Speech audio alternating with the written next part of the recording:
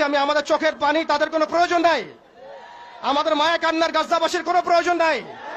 গাজাবাসীর প্রয়োজন অর্থনৈতিক সাপোর্ট, গাজাবাসীর প্রয়োজন সামরিক সাপোর্ট, গাজাবাসীর প্রয়োজন এমন একটা জাইশ, এমন একটা ফোর্স যেটা বাহির থেকে গিয়ে বাইতুল মুকাদ্দাসকে উদ্ধার করবে ইনশাআল্লাহ।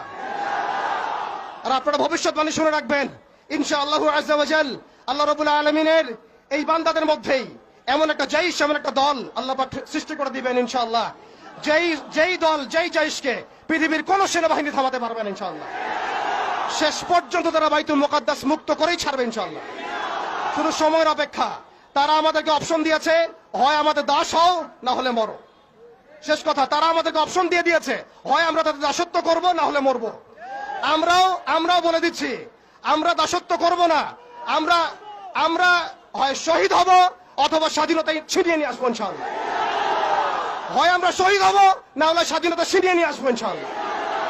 আল্লাহ পাক আমাদের বাংলা তাওহীদের জনতাকে কবুল করেন, আমিন। ওয়া আখিরু দাওয়ানা।